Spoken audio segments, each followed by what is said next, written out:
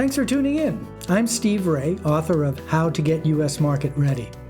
And in this podcast, I'm going to share with you some of the lessons I've learned from 30 years in the wine and spirits business, helping brands enter and grow in the U.S. market. I've heard it said that experience is what you get when you don't get what you want. My goal with the book and this podcast is to share my experience and the lessons learned from it with you so you can apply those lessons and be successful in America. So, let's get into it.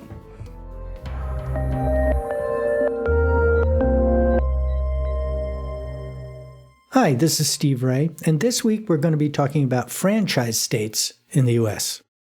We're going to do this week's segment as a Q&A, question and answer. So let's get started. First question, what does franchise state mean and why should I care? To start off with, I'm not talking about McDonald's type franchises. Instead, I'm talking about franchise state laws. And you should care because understanding the concept can have a profound impact on your business, both positively and negatively. Okay, you got me. So can you clarify what you mean by franchise state laws? I'm going to first skip the legalese and cut to the chase. Maybe a more useful but less accurate term would be monopoly protection laws. It basically means that if you hire, appoint, engage, or ship to a distributor in one of the 21 or so U.S. states with franchise laws, you can't ever fire them. Well, that's not 100% true. You could fire them, but it would have to be for something the particular state accepts as, quote-unquote, good cause. Recognize that just you thinking they've performed poorly is not generally considered good cause. The industry insider joke is that it's easier to get a divorce granted by the Pope than it is to fire your distributor in a franchise state. Now, here's the legal bit. Because of the hire, appoint, engage, ship to, just cited, you are in effect creating a franchise between the supplier or importer and the wholesaler. The concept of franchise law applies beyond the wine and spirits industry in any given state as a way of protecting a class of participants in a given business category. The interesting thing about franchise laws is they actually started way back with Henry Ford and his concept of authorizing car dealerships in defined geographic regions. And that's kind of the basis for the whole legal definition or issue of franchise state. And what we're dealing with in the wine and spirits industry is a variation on that history. So, next question is, what's the practical issue that's involved here? The answer is, franchise states have a very different lineup of distributors. Instead of being dominated by the big boys, such as Southern or Breakthrough, they are often populated with distributors that only operate in one state, and sometimes, like Tennessee or Georgia or Connecticut, only in one region of that one state.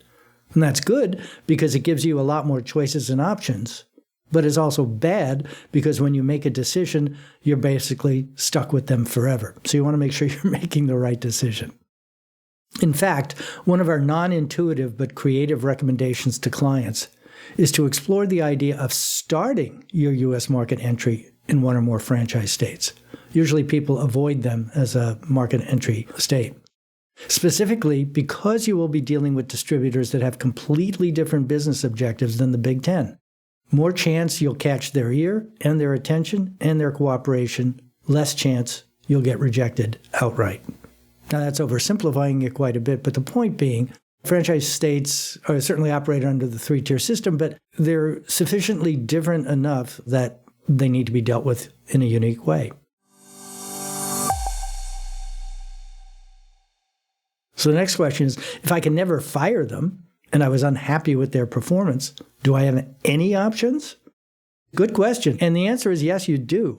You can, what we say, dual them, D-U-A-L, dual them, meaning appoint a second distributor and invest your time, support, and attention behind the more cooperative one. It's not allowed in every state, and it is a very tricky path to navigate. And before you embark on this journey, you absolutely need to have an experienced beverage alcohol attorney helping you. I can't stress strongly enough that it needs to be somebody who is thoroughly familiar with the wine and spirits business in the United States. There are a few other options that are similarly not ideal, but possible. For example, you could create a parallel brand name and appoint a new distributor to handle just that brand.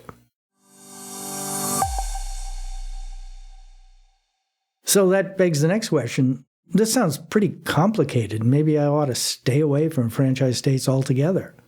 My answer is that doesn't make a lot of sense either. It's pretty tough to manage a brand if you're not being sold in Massachusetts, Connecticut, New Jersey, Georgia, and so on. So our recommendation is to think through the franchise state issue as you are planning your go-to-market strategy. So instead of reacting to problems as they develop, as I've been stressing throughout this whole podcast series and the book, is anticipate the problems before you face them, and you'll be able to deal with them much, much better.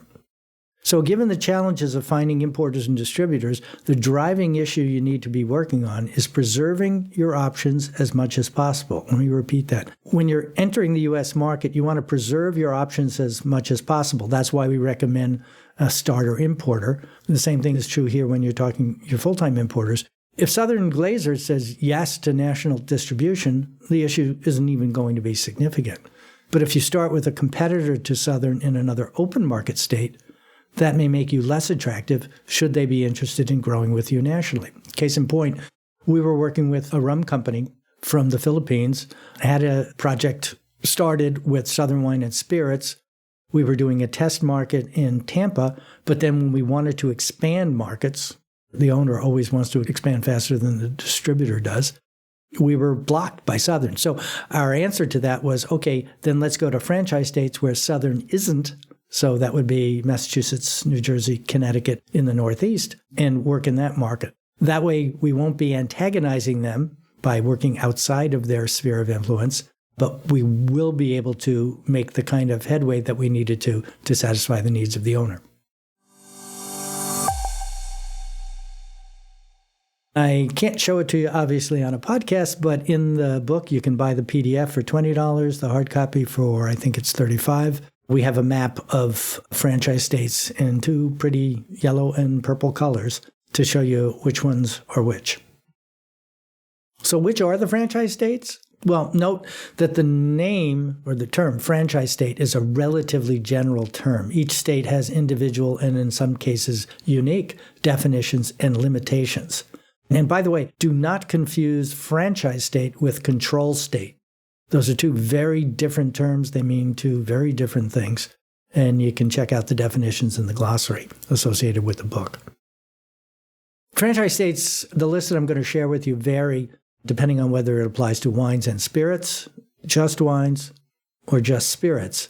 And because of the podcast, I'm not going to go into the detail of those. Again, reference the book for more detail. These are the franchise states: Arkansas, Connecticut, Georgia, Idaho, Kansas, Maine, Massachusetts, Michigan, Minnesota, Missouri, or Missouri, as they'd like to say there, Montana, Nevada, New Jersey, New Mexico, North Carolina, Ohio, Oklahoma, Tennessee, Vermont, Virginia, and Wisconsin. And as I said, they vary whether it's franchise for wines, franchise for spirits, or franchise for both. And the structure and strictures for each state is going to be different. But the point is, it represents an opportunity for adding a level of strategy to your U.S. market introduction and expansion plans by capitalizing on the unique things that define each particular state.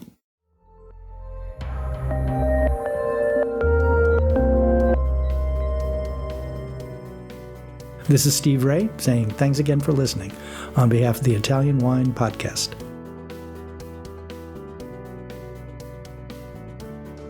Well, like Napoleon said, the strategy lasts until the battle starts.